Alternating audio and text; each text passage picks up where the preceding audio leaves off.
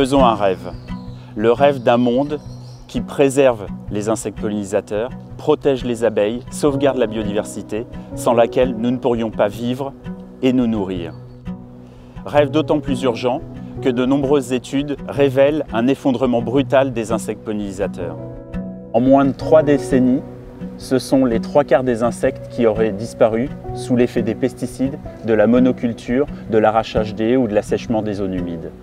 Les conséquences de l'agrochimie sont désormais visibles. Sur les pare-brises, les insectes ont disparu. À la campagne, c'est un printemps silencieux auquel nous assistons. Pourtant, sans les insectes, ce sont la quasi-totalité de nos fruits et légumes qui ne seraient plus pollinisés. Ils jouent un rôle fondamental dans l'équilibre des écosystèmes et dans la production alimentaire. Face à cet écocide, nous avons le devoir et le pouvoir d'agir. Grâce à vous, nous avons récemment réussi à interdire les insecticides tueurs d'abeilles, autrement appelés les néonicotinoïdes. Nous vous proposons d'aller plus loin en créant des zones de bzi, des havres de paix pour les insectes pollinisateurs, des sanctuaires pour les abeilles.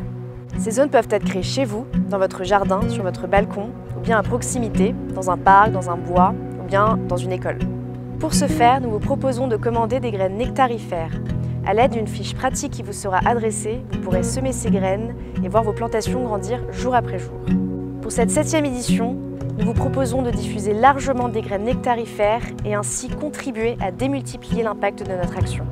Créer des zones de bzi, ce n'est pas seulement semer des milliers de graines nectarifères, c'est participer à un mouvement collectif, c'est faire pression sur les décideurs politiques pour qu'ils orchestrent enfin la transition agricole et alimentaire. Si nous sommes des milliers, ils ne pourront plus nous ignorer.